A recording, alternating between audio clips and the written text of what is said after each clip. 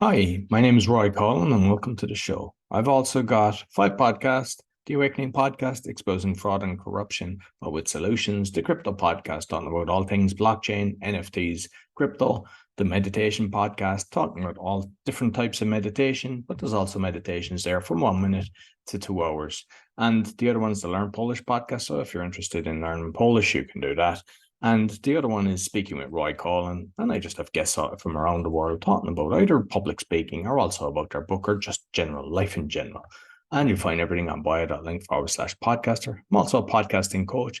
And you see the QR code there, and it's also on my link as well. And if you're interested in actually going on some podcast shows, I'm helping people doing that.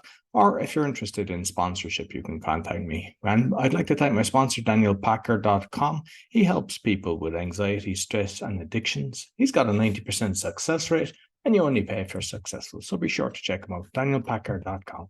I hope you enjoy this week's show. Welcome to the Speaking Podcast. You can find all our episodes on speakingpodcast.com or also on BitChute and YouTube. You'll find the links in the podcast description. I've got four other podcasts: the Meditation Podcast, the Crypto Podcast, the Learn Polish, and the Awakening, where I'm exposing fraud and corruption, but with solutions, as well as being a podcasting coach. You'll find everything on bio.link/podcaster. My guest today, this is going to be a good one. Comedian, trivia host, TV producer, actor, and more importantly, a podcaster as well. Please welcome Ryan Buds. Hey, how's it going, Roy? Thank you so much for having me.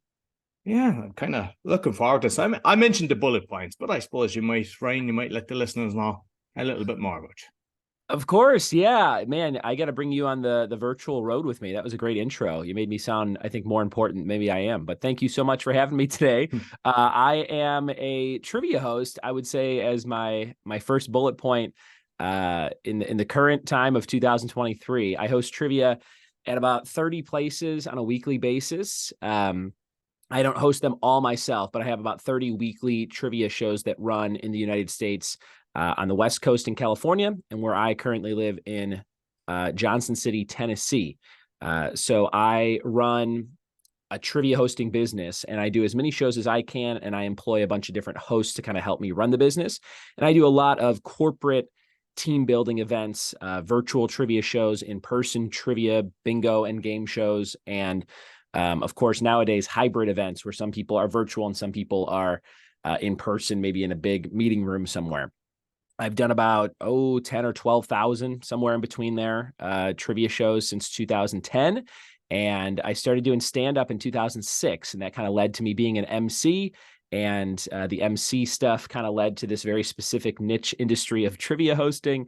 And now I run a daily podcast as well, Monday through Friday, called Trivia with Buds. You can find it wherever you listen to podcasts: Spotify, Google Podcasts, Apple Podcasts, etc. And as a public speaker, I listened to your show and I thought, man, I wonder if people would like to hear about this very specific industry I'm in. And I would love to talk to Roy about how I got into this whole thing.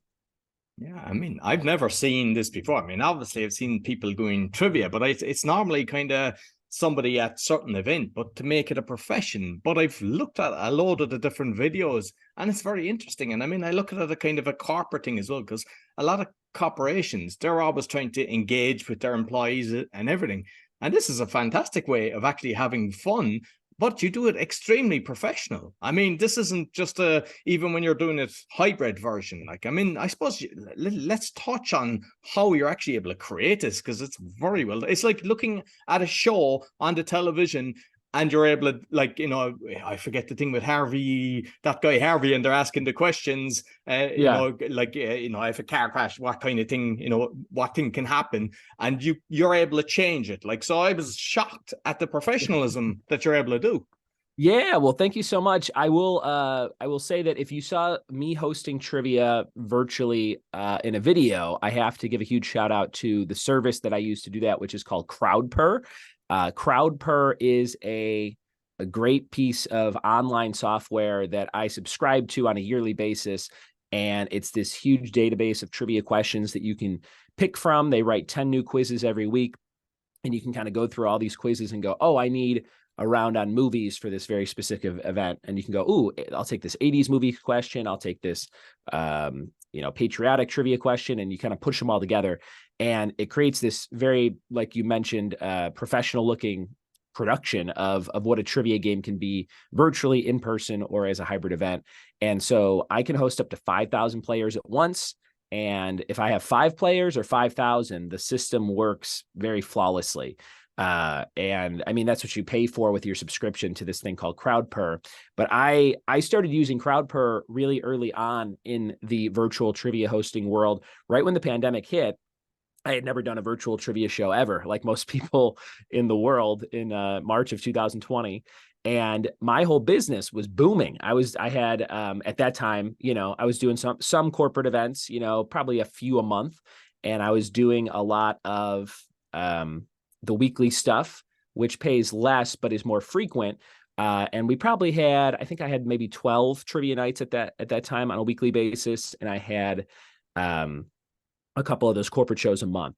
And so when everything shut down, especially in California with the pandemic, I mean, everything in the Los Angeles area was completely closed if it wasn't like a grocery store for a good number of months there. And so I was like, oh no, everything was going so well, and with everything closed, especially all the bars and breweries and all the companies not doing anything, I was really worried about what I was going to do. And I had another trivia host friend named Simon Time. He has a company called Simon Time Trivia in the Orlando, Florida area.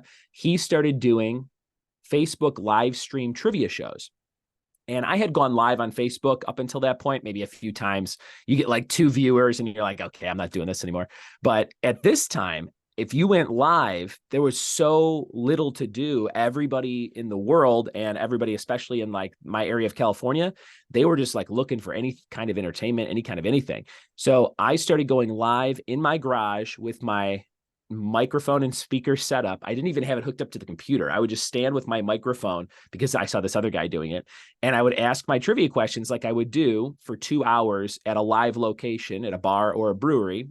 And people would start watching, and the number would be like, 20 people, 30 people.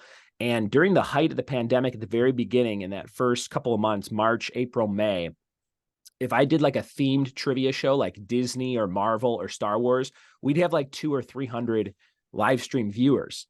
And I would let people play the game for 2 hours, and I would entertain them like I would if we were in person. And I would put my Venmo and PayPal up on the screen, and I would make $300, $400, $500, $600 in tips. And I'm like, this is more money than I would have made if I was out, So that's when something started to click, where I'm like, wow, people really like this virtual trivia thing. Of course, as the months went on, things opened up more and more, and as years went on, things got back to somewhat normal with the pandemic world. And so now it's a very different landscape. But in March of 2020, from March of 2020 until December of 2020, I did hundreds and hundreds and hundreds of live stream shows on Facebook.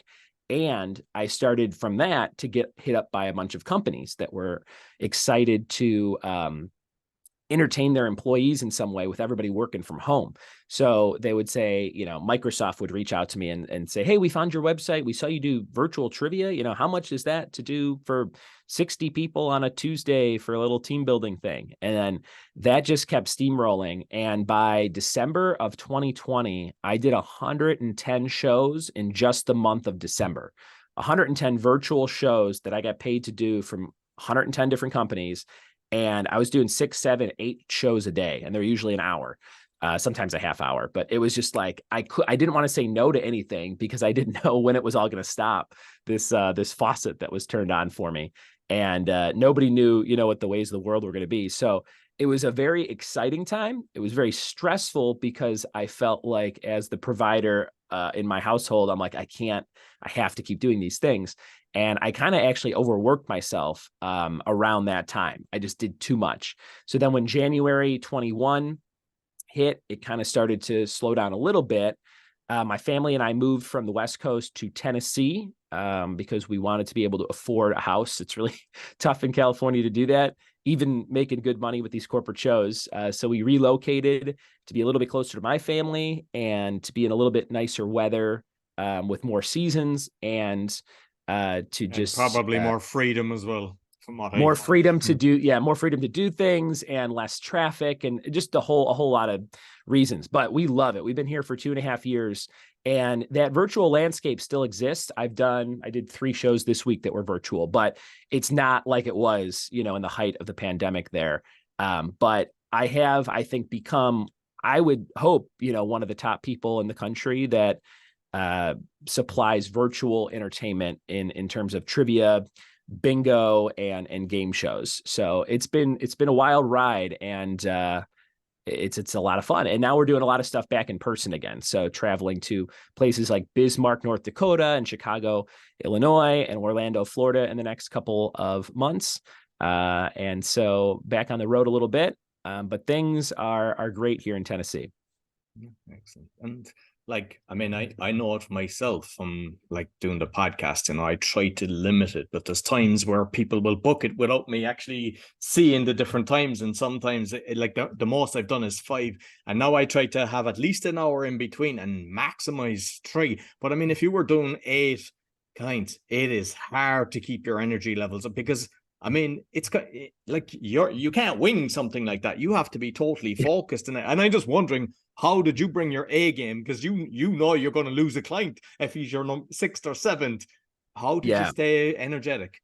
I started performing. I started performing and public speaking in high school. I joined speech team as a sophomore in high school. So when I was about 15, 16, I was going to play basketball freshman year. And I was really good at basketball when I was a kid in our church leagues. And then I got to high school and everybody could dunk as a freshman. And I was like, oh, I don't think this is going to be good. I'm not going to be as good as I thought I was. So I quickly skedaddled out of basketball, and I saw that there were tryouts for speech team. And I always liked acting and making people laugh and things like that.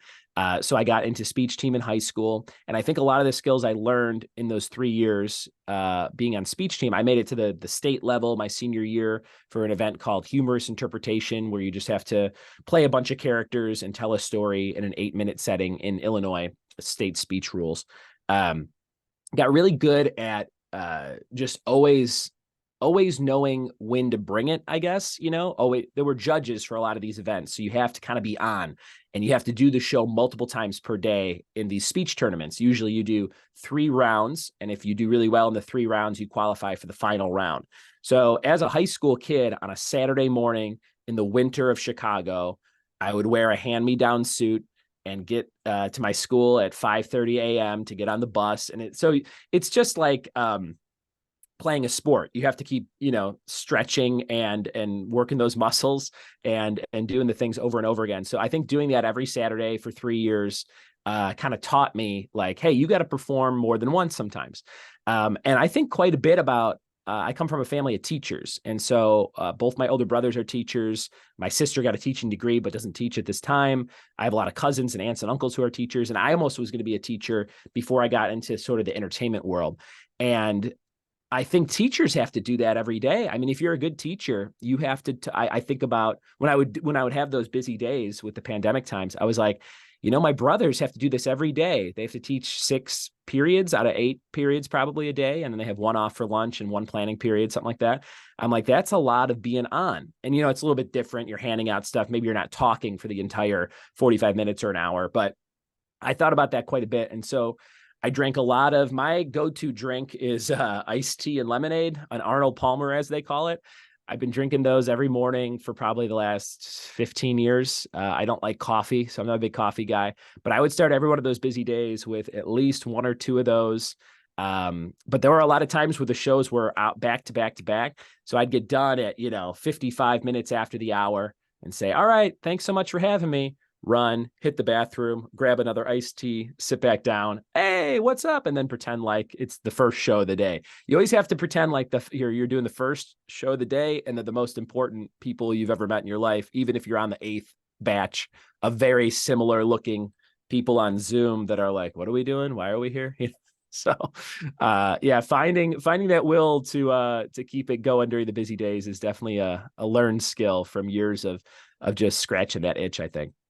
And with the years of experience then, what kind of tips have you learned to connect better? Whether it's a hybrid kind of online or in person? Sure. I'm a huge proponent of crowd work. So if you ever see a stand-up comedian kind of think on their feet, if you see a lot of clips that circulate online in the stand-up comedy world on social media right now, those are the ones that catch the most attention because it seems as if the comedian has whipped something out of nothing. You know, something has happened in the moment. Somebody comes on the Zoom call with a crazy name or an insane avatar picture. So all the years of doing comedic performances in high school led to me doing stand-up in college. I started doing stand-up comedy in Chicago in 2006. Did that pretty consistently till about 2017, 2018. And loved doing stand-up, but it just got to the point where I was like, I don't think there's as much money in this as I dreamed when I was a kid. And there is for some people, but it's a very and it's unsociable hours as well, because like nobody goes to a comedy club in the daytime. It's very tough, and I'm a family man. I have 2 young kids, and I'm like, you got to be on the road a lot if you're going to make money just doing stand-up comedy. So I love comedy. I love watching it. I love performing it when I can. And when I do shows, I try and work in as much comedy as I can. But a lot of it is mostly crowd work, things that are happening in the moment. And I kind of honed that skill from doing stand-up all those years ago. And sometimes I felt like as a comedian, you write these jokes and you prepare them and you practice them and you go to open mics and you get laughs and you find out what works. And after you do comedy for a while, I felt, at least for me, and I don't know if this is for all comedians, but you get a little bored with that method. And so sometimes I would just scratch everything that I planned to say and just try to make things funny that were happening in the moment. And that made it like more exciting for me. And there's some comedians that are exclusively crowd work comedians, and you can find their clips online. There's a great comedian I'll shout out named Jimmy Pardo, also from Chicago. He's got a great podcast called Never Not Funny. It's one of the longest running comedy podcasts around. He's like a fantastic, if you go see him live, I don't think he does one pre-thought bit. It's all in the moment, on the spot, and nonstop laughs for, an hour, hour and a half. And his podcast is very much the same in more of an interview format. But it's a very hard thing to do. But I find nowadays being able to kind of make fun of almost anything that's happening in a lighthearted way, especially with these corporate shows. You can't be too biting, but you can joke around a little bit. And the smallest joke at a corporate show can really, even in a virtual setting, make people go like, oh, this is great, because they're just so used to this dry PowerPoint. Let's talk about this stuff, have a meeting. They're not used to any kind of entertainment. Sometimes, actually, most of the time when I'm doing these shows, they're for groups that have never had this kind of thing, and they're trying it for the first time. I do have a lot of repeat clients too, but more than not, I'll get on a call and I'll say, hey, have you guys ever done a virtual trivia thing? And they're like, no. They're like, we never really do any, we do a lot of boring meetings virtually, but we don't do any entertainment. This is our first time doing it, or they're like, oh, we did a magician last year, but we've never done trivia. So every show's a little bit different. And it's always exciting for me to see what the inner workings of these companies are like. I mean, I've done shows for Disney and Marvel and Netflix and YouTube and the Los Angeles Lakers and every kind of company you could probably mention in the last couple of years. And it's so funny how they're all the same, no matter what the company is. They're all, there's a group from HR, a group from marketing, or a group from payroll, and they want to have fun with their colleagues, and they have budgets to do it. So that's something I should mention. I just want to put that out there. Companies have budgets for entertainment. They don't always use it, or they use it in weird ways sometimes, but more than not, they have money that they have to spend on a yearly basis to entertain their employees. And when the virtual stuff started happening, I didn't really know exactly what to charge for these kinds of things, because I had only done in person, but you had to kind of put together in your head, you're like, okay, these are a bunch of people that work at a very fancy billion-dollar company, and they are used to doing stuff in person where they might have an open bar and catering and a live band or something. They might spend tens of thousands of dollars on a company team building or company appreciation event. And so I had to think about that and then kind of scale back a little bit, of course, but know in your head that that there is a budget for the talent that you can give with any part of public speaking, whether it's a keynote, whether it's you're a comedian or a magician or a trivia host. There's money for you to get and for you to be made because of the budgets that they have to have. If sometimes a lot of companies, if they don't spend that money, they lose it the next year. So they're kind of scrambling sometimes at the end of quarters and at the end of years to go, okay, we got to get, we got to have this thing, we got to have that thing so that we get this money back again next year. So that's something some performers may not think about or not know about, but something to consider for sure. I mean, there's another point as well. Like if you decide your set amount is this, and when there's a great demand, you can then increase it and say, sorry, but it's gone up 20, 30, 50, even 100%. And, like once you know there's a demand, it's all good. Yeah. And being able to, mention to people how many shows I've done and how many companies I've done shows for and celebrities I've hosted trivia for, all those things are attributes that now help me. Because if you go, I'm a trivia host, a lot of people are like, what's that? But if you go, I hosted trivia for Harrison Ford, they're like, what? Han Solo? Indiana Jones? It immediately elevates, they're like, how did you get to do that? And then you tell that story, and then they're, hopefully they tell that story to someone else they know. If somebody ever goes, do you know anybody that does like a trivia or game show thing? They're like, I know this guy who hosted for Harrison Ford. So it's repeating a lot of the things over and over again, but always being able to pitch yourself as hopefully somebody that can get that job done. And I've seen one of the ones with Family Guy, and I to be honest, I didn't know many of the different people there. Obviously, I know the guy Sure. that does the voice for that, and Ashton Kutcher's wife, the Mila Kunis, Milena. yeah. Yeah, I was very lucky enough. I think that was summer of 2021. So it was after about a year of the COVID pandemic stuff. Got hit up by Fox to do trivia for the cast of Family Guy at San Diego Comic-Con. They were doing it at home that year. So I think they did 2 years of virtual Comic-Con with no people in person. And so I was very excited because I grew up watching Family Guy and had seen a lot of the episodes and always admired all the talent on the show. And so they said, yeah, we want to do 3 rounds of trivia on Family Guy for the cast of Family Guy, and you'll kind of moderate it and run everything. And I was like, okay. So we did it virtually, and you can watch the whole show on my website. Like Roy just mentioned, triviawithbuds.com. It's on my homepage. You can click and watch a clip, and you can actually watch the full, it's about a 35-minute YouTube video. But it was very fun to do. It was fun to prepare. I created the questions and kind of sent them to the powers that be, and they would give me notes and send them back. And then eventually they settled on these 30 questions over 3 rounds. And we did 10 questions each round. And it was sort of about, very specific stuff about the show, because these are the people who made the show. So we wanted it to be fun, but also a little bit challenging. Seth MacFarlane, the creator of the show, ends up winning, of course, because he knows everything about the show.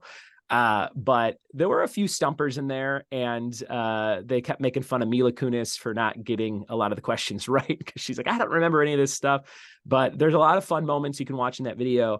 And that was a very challenging show for me because, like we mentioned earlier, as the host of the show, I'm usually the one that is trying to elevate everything and make it a little bit more fun and try and be funny and entertaining. But when you're hosting for people who are professional entertainers, that they're the reason people are watching this video, you don't really want to steal any kind of spotlight. At least that's how I felt. I wanted to keep everything moving along, but I know that people are watching this video for these celebrities, for the show that they love. And so it was a little bit challenging to know kind of when to talk, when to jump in, when to kind of move it along. But I think I hopefully did a pretty good job of making that happen. They seemed really happy with it. It has thousands of views on YouTube, which is great. And it was a very fun experience. And there was a great soundbite where I purposely made my Zoom name, which it is right now on this Zoom call, Trivia with Buds, and then Ryan Buds. And I did that on purpose, hoping that someone would say my company name, Trivia with Buds. And lo and behold, Seth MacFarlane, the creator of Family Guy, said on one of the questions, you got to be a little bit trickier than that, Trivia with Buds. And I was like, yes, he said my company. So that was my plan that kind of worked, came to fruition there. And I mean, at the end of the day, it's all about marketing and making sure you get the name out and everything. Because, sometimes, I mean, obviously you're a podcaster yourself, sometimes people don't even ask you for your domain name or anything, So You're right. So with the craziness that's going on, especially in the last few years, like I see, especially in America, I keep an eye on all the different politics around the thing. People are either Republican or Democratic, and they just hate each other. There's no kind of like, yeah, you believe that, I believe this. And the same with kind of the wokeism, like how people like to be called and how they're easily offended. How do you navigate that with questions that you're not annoying people that's actually doing the quiz? Sure. When I do anything corporate, I stay away from all of it. And there are some times where I just had one this week, actually, in Chicago. I didn't host it myself, but I had one of my friends in Chicago. People will reach out to me and say, hey, can you do this show? We need it, tomorrow. And I'm like, well, I can't make it there, but I have a friend who lives there and I can pay them to go do it. And I can kind of produce the show for you. So they wanted to do Family Feud, which is a popular game show in the US. And we prepared all the stuff. I sent the guy to do it.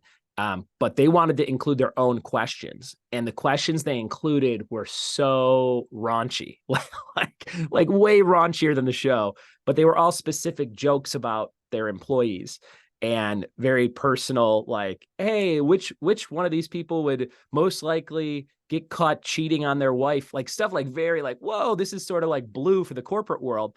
So every once in a while, those gigs pop up. But as somebody who's preparing these shows 99% of the time, you got to stay away from all that kind of stuff. And it's very lighthearted and the categories are very, I'll say PC, there's nothing in there that's shocking or anything. I had a question about Will Smith. It was Will Smith slapping Chris Rock at the Oscars. And I was doing a show for interns at a company recently, and we were doing 2 shows.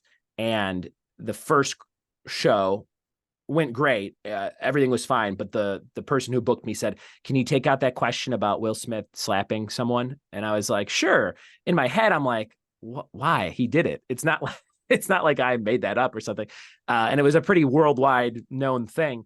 But for some reason, that was an alarm to who booked the show. And they're like, we don't want to, I don't know, condone violence, maybe. I don't know what it was, but there was something about that question that the booker did not want in the second show that we did. Took it out. Everything was fine. And that was a client I've done 3 or 4 times now. But every once in a while, there's a certain type of question that may not fly. But my job is to always hopefully make everything super kosher, super PC, but also still very fun. And I kind of stay away from a lot of that stuff on social media. I find, man, in 2023, it is hard to scroll for 2 seconds without seeing something that you're like, come on, like, I don't even want to read it anymore. So I like social media for everything it helps me do, but from everything it helps me do for work, I'll say. From an actual social standpoint, I could take it or leave it. I don't get a lot out of just scrolling and reading stuff like I used to. I would say 5 years ago, yes, I was very involved in everything that was going on and watching election news and stuff. Now I just want it to go away from a personal standpoint. So everything I do, when I do my shows at a bar on a weekly basis, I'll have a question about something that might be a little bit more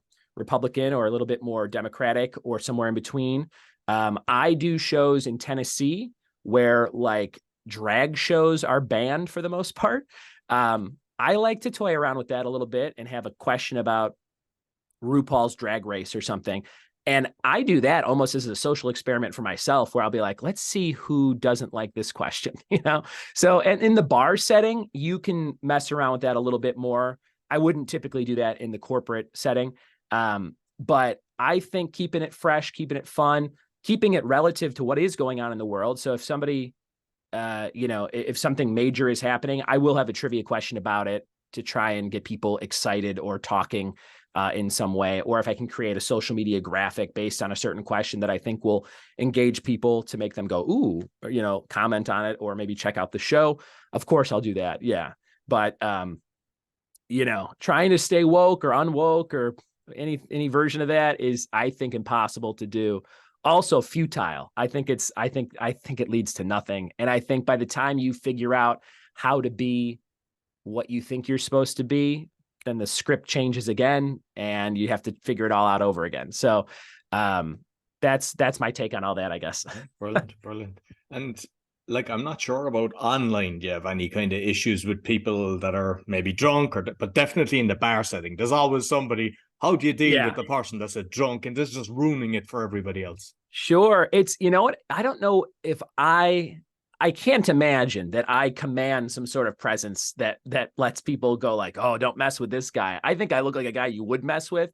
And it doesn't happen as much as you would think. I would think maybe early on, I did a lot more bars when I was younger and first getting into this thing.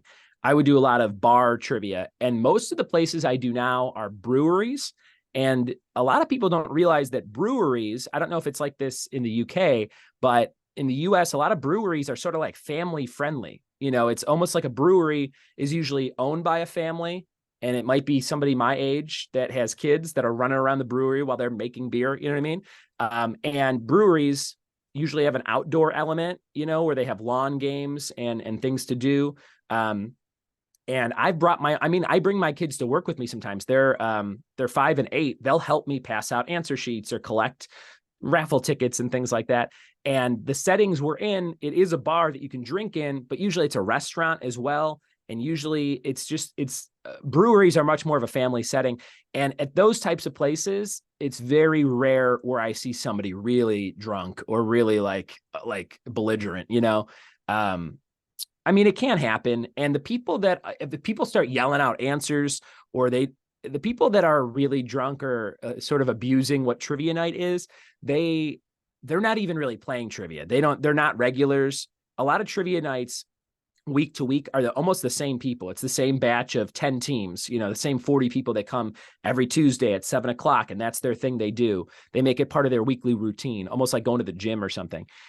So I see a lot of the same people and those people are teachers. A lot of teachers play trivia. So they got to wake up the next morning and they're not getting sloshed at trivia night. You know, they'll probably having 2 beers and some fries or something like that for the most part.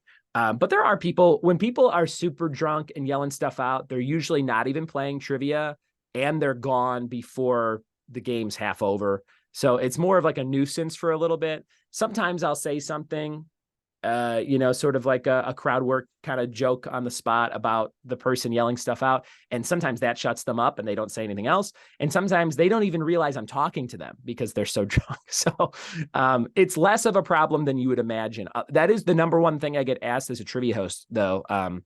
People will go, what do you do if someone's on their phone or someone's cheating? How do you prevent cheaters? And I'm like, again, these are people who come every week and this is like their challenge. This is their thing. I go, the people that are cheating at a trivia night are usually not regulars. I'll never see them again. And even while they're cheating, they're not cheating well enough to win. So they'll write down half the questions and look up the answers and turn it in. But the other teams all wrote down all the answers and naturally knew them. And so they'll have a higher score. So the people cheating don't even realize that they're like missing questions because they're looking stuff up on their phone. And again, that's few and far between at most of my trivia nights. But yeah, it's more fun than it is like a problem, I guess. Brilliant. And like, I just know from the podcasting, like I'm doing it 5 years. I know you're 7 years, you're celebrating your 7th year now with the thing, but with the trivia nights themselves, like, is it like the podcasting that you just love it, you get the buzz, or is it a kind of a chore at times? I would say that 1% of the time it's a chore. I would say, you know, if I'm doing 100 shows, one of those shows I show up and I'm like, man, I just don't want to do this right now. But it's still one of those things. It's still the best job in the world because it's 2 hours long. I never do anything for more than 2 hours. Because nobody wants to be entertained by trivia for more than 2 hours in a corporate setting or in a bar setting. It's just kind of the limit. So when I think about people complaining about their jobs, or when I used to complain about my office jobs where I had to be somewhere 9 to 5 or 10 to 10 and just sit at a desk and going like, what am I doing? Whenever I would sit at my desk at every job I've ever had, I go, what am I doing? Like multiple times per week, you know, because it wasn't my passion. I've never really said that with this job. And it was a side hustle from 2010 to 2017. And then in 2017, I made it my full time. I'm like, this is going to be my thing that I do. And it's been smooth sailing ever since. I make the most money I've ever made in my life right now. I'm the busiest I ever been. I work all my own hours. So there's very, very little room to complain.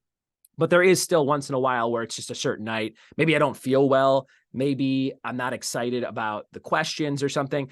And it'll just be like, all right, I got to get through this. But hey, it's 2 hours. What am I complaining about? You know what I mean? And it's still a lot of fun. But I really get a kick out of it. I think that sometimes in life you do a lot of different things, and eventually it all turns into this cornucopia of, oh, this is what I'm supposed to do. This is the perfect combination of stand-up, of public speaking, of performing, of making people laugh, of preparing pop culture things that I'm into. A lot of my trivia is very pop culture based. That's all the stuff. If you could see my office right now, I'm surrounded by toys. I have a lot of toys and collectibles and posters and, tchotchkes and all kinds of stuff.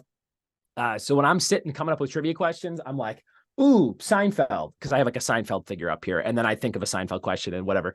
But it's, I surround myself physically with the things that I also ask trivia questions about for the most part. A lot of trivia nights are very academic in the US. And so when I would go to trivia nights and they would ask a question about 16th century British royalty, I would be like, who the hell knows this? You know what I mean? Like, I don't know this. And so I was like, if I ever hosted trivia, I would make it Disney, Marvel, fun stuff, movies, television, video games, comic books, the stuff that I like to remember about, and the stuff I remember fondly as a kid, nostalgic things. And so that's another compliment I get doing this job is I like that your trivia is more based on fun stuff and not so much academic stuff. Now, of course, there are people who come out that love academic trivia and they go, I wish you would do more questions about British royalty from the 16th century. And I'm like, oh, but it's way more on the other hand. People like the funner stuff. Now I do sprinkle in academic stuff. It's not to say that there's none, but it's more like 60% fun stuff, 40% the stuff they taught you in school. But yeah, it's a very fun thing for me to prepare the rounds, for me to host the rounds. I'm a very social guy. And I love meeting new people and I love talking to strangers, and I get to do that every single night and get paid for it. And I really admire that that's my job. And so I think all these skills that I've kind of acquired over the years have led up to this one very specific niche job that, again, when I tell people I do it, I go, I'm a trivia host. And they go, oh no, but what do you do for like a living? And I'm like, oh, I do this. And then you have to kind of explain, in a way shorter version of this podcast, exactly how you support a family hosting trivia at bars. But it is a very fun thing. And I think it's rare where people get to the point in their life, or maybe they get there way later, and they're like, oh man, I'm in my 60s. I wish I would have found this kind of profession way younger. And I thank God every day that it all worked out this way, because I wake up every day super happy, super energetic, and super excited to get out there and do stuff. And sometimes I'll talk to my wife and I'll say, hey, I got a day off tomorrow. And she'll go, oh, great. And I go, what? And she goes, you're going to get so bored in 10 minutes. If you don't, she knows if I don't have something to go do, I'm going to nag her and bug her that whole day. So I am a creature of habit. If I have a day off, I'm like fiending for some sort of fix on something. And sometimes I'll still go and hop on Facebook and do a live stream, like I used to do at the very beginning of pandemic, just to host trivia on a day where I wasn't supposed to host trivia, and hopefully get some sort of feedback from an audience of, it could be 3 people, but it's like, all right, I did it, and the podcast that you mentioned that we haven't talked about yet, it comes out Monday through Friday. And it's a daily trivia podcast. So that's another way of scratching that itch. If I don't have something going on, at least I have the podcast to record. It's all usually under 10 minutes. So it's just a daily dose of trivia. And I use a lot of the rounds that I use at my live trivia nights. I have these PowerPoints of 11 questions. And I just record those. And so each episode is 10 or 11 questions. And it might be, here's 10 questions on soda pop. Here's 10 questions on world capitals. Here's 10 questions on X-Men characters, something like that. And I record usually all of those in a batch. I'll do 5 in a day. And then I just schedule them to go out Monday through Friday. And we just hit 2 million downloads since 2017, which is, if you put out a YouTube video and it gets 2 million downloads or views, it's like, it's not that big a deal. In the podcast world, those numbers, massive, I think, mean a little bit more. Yeah. And so, when you're doing this, you're kind of hoping people listen and get on the bandwagon. And the show had many different forms over the years. It used to be very long form, like 90 minutes, and I would have guests on and we'd talk, and there was very little trivia. And then from reviews early on, I realized I got to make this thing more trivia based and quicker. And then I started thinking, man, if I start putting out daily episodes, I will have more frequency on people's devices when they subscribe to the show. They're going to see my show more often. They're going to see it every day. And maybe that leads to more clicking, more listening, more downloading. And that's exactly what happened. So I've been doing it daily for probably the last 3 years now, since 2020, I think. And it's really grown quite a bit. And in January of this year, I had my most downloads ever. I think it was 110,000 downloads in January. And we were usually getting like 40, 50, 60,000 a month. So I don't know what happened in January. I still can't figure it out. I've tried tracking back and searching, and I found a few things I was mentioning in The Guardian, which was really cool. So I did find that, but that was sort of like in October of 22. So I don't know what this surge was in January, but we went up to 110,000, and now it's more like between 60 and 100,000 every month. And so that's very exciting. And so we just hit 2 million total downloads in after 7 years, but we 500,000 of those downloads are just from this year alone. So from January to July, we have a quarter of the whole 2 million. So hopefully it just continues to grow, and very excited about where that will take us. Brilliant. And I see it's in the top 0.5% as well of international podcasts. So congratulations on that. Hey, thanks, Roy. And I'd say with them numbers, you're going to just jump even further with that. That's incredible numbers. Thank you. Thank you so very much. Yeah, no, listen, it's fascinating. And like when you were on about like how much you love what you're doing, because we didn't actually touch on it, but acting is a very hard job. And a lot of people, there's a lot of casting before you get a job. So, I mean, you've seen that side of it. So you might just touch on that. Yeah, of course. Yeah, I lived in LA from 2010 to 2021. So I was out there, or 2012 to 21. I was out there 9.5 years. My wife was from there. We got married, and I was pursuing entertainment. And she's like, "Do you want to move out there with me?" And I said, "Let's do it." So we moved out there. We had our kids out there. And I worked on a bunch of different TV shows. I worked on a bunch of different movies. I was sort of infamously in this movie called Sharknado that came out. There were 6 Sharknado movies on Sci-Fi Channel from 2013 to 2019. And I got to be in the first one. I was beach victim #1, and I'm covered in blood, missing my leg from a shark attack on a beach. And to this day, that's like my IMDb picture if you search my name or you look up that movie. So that follows me around everywhere, which is kind of fun. I have a picture of it right here. Actually, I could show for the video watchers. There's me as beach victim #1 with my leg all sliced up. But I got to do that. I worked on a game show called Minute to Win It. So I got to see all the inner workings of how a game show works. That was very fun. I worked on a clip show called Ridiculousness, which is still on to this day. Over 1,000 episodes of that show have been produced. And it's a clip show very similar to America's Funniest Videos, which is also still on. But I had to find a bunch of clips of people falling down every day for like 3.5 years. So I've had a lot of very interesting jobs, and I've done a lot of acting over the years. And all of those things just sort of made me go, all right, this sort of, and a lot of people mention this, but like the Hollywood dream that you think about when you're a kid, you're like, I'll grow up, I'll be an actor, I'll be in movies. None of that really adds up, at least for me, and for a lot of people, I'll say, to what you thought it would be. It's just like, oh, this is what this is. This is how you make this kind of a movie. This is how you make this kind of a show. It was all educational, and every experience helped me grow in a lot of different ways. And I had very few bad experiences in LA. I didn't have any kind of like nightmare things that happened. They were all very interesting and fun. And even when the product came out and it maybe wasn't very good, it was still like a learning experience. So I loved doing everything that I did.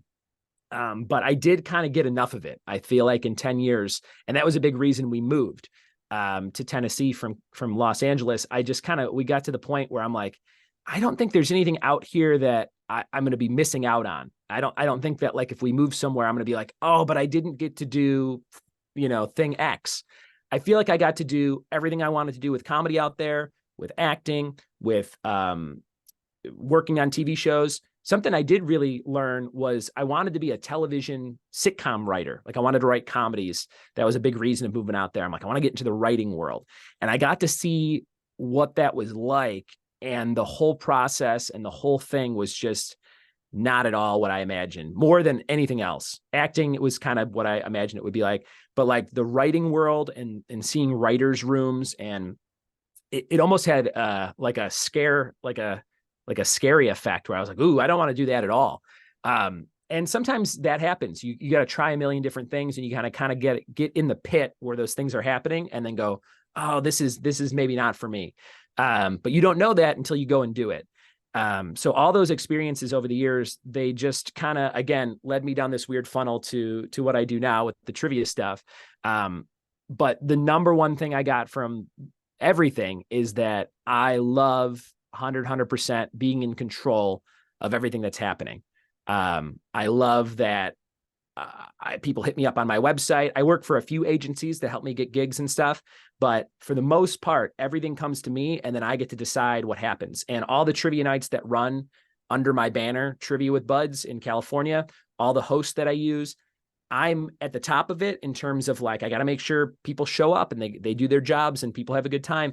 But I like that responsibility. And the idea of going and working for someone else, I just can't imagine doing it anymore. I say it to my wife all the time. I'm like, can you imagine if I had to go and sit somewhere for 10 hours and answer to somebody else after doing this for like 7 years now? She's like, you could never do it. She's like, if they gave you, quadruple what you make now, she's like, you would never last. And I'm like, I know.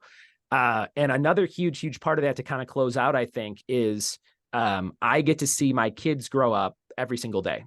And I started the LLC, the company Trivia with Buds.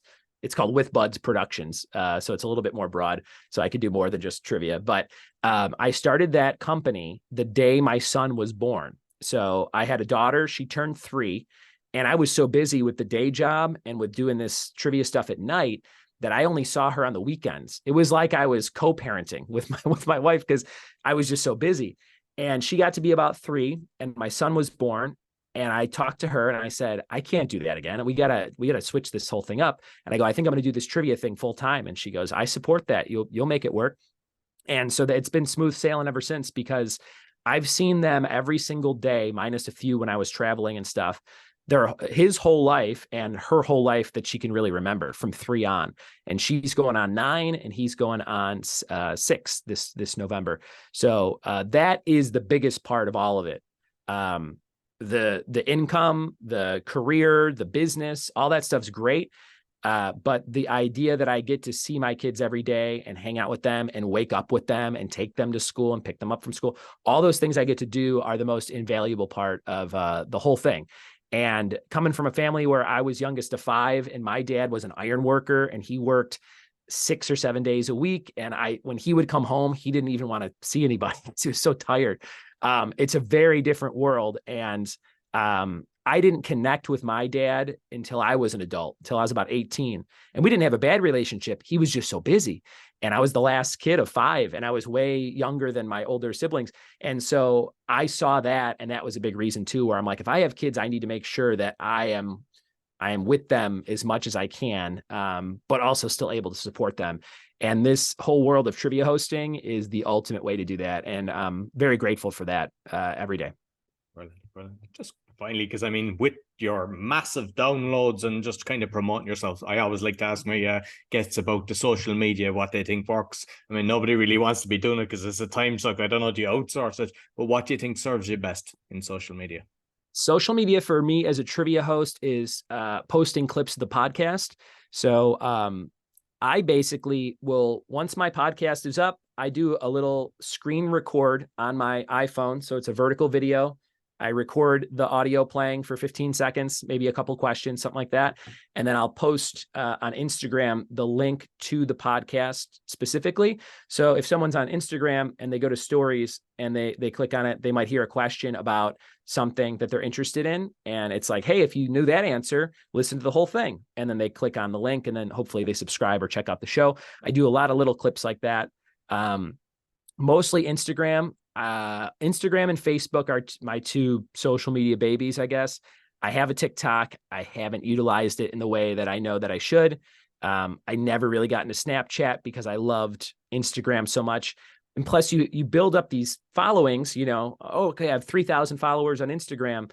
It just seems, I'll say that word again, futile to like, all right, I'll go start at 0 on Snapchat, or I'll start at 0 on TikTok.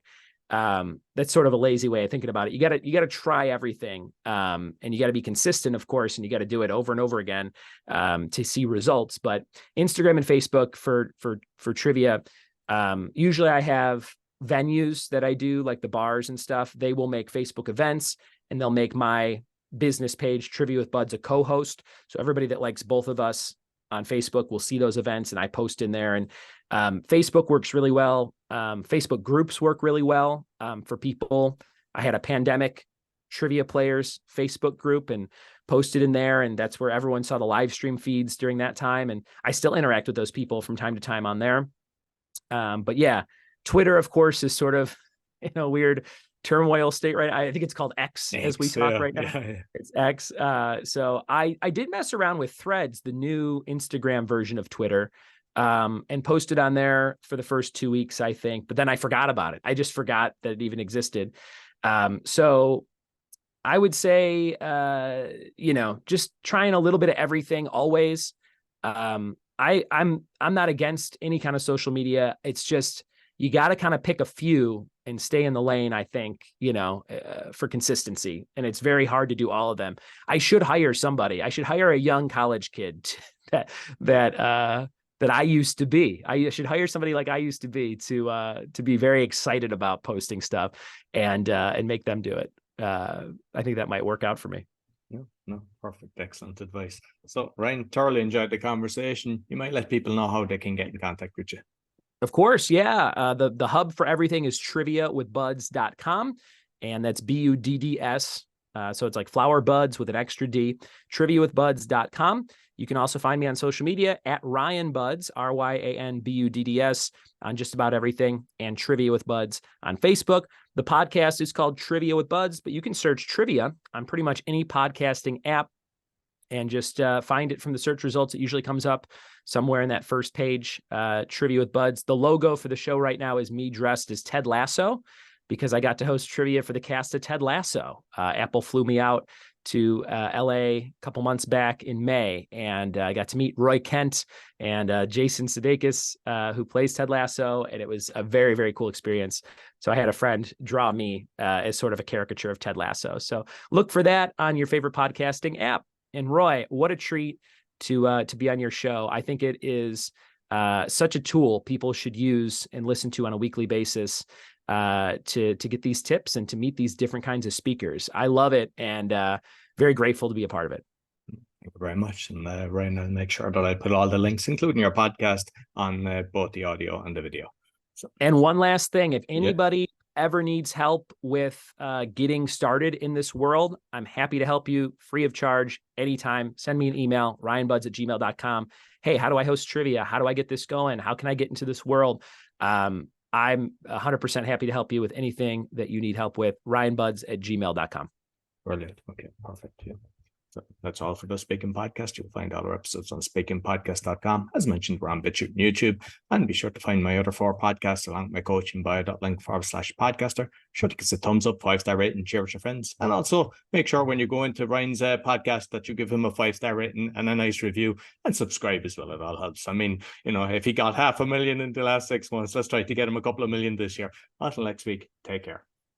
So I hope you enjoyed this week's episode. Be sure to give us a thumbs up, 5-star rating, and share with your friends. And you'll find all my shows with the QR code or bio.link/podcaster, as well as my podcast coaching. And I'd like to thank my sponsor, DanielPacker.com, helping people with anxiety, stress, and addictions. He's got a 90% success rate, and you only pay if you're successful. Also, if you'd like to go on a podcasting tour, I can help you do that. And if you're interested in sponsorship, you can contact me on my bio.link/podcaster. Until next week, take care.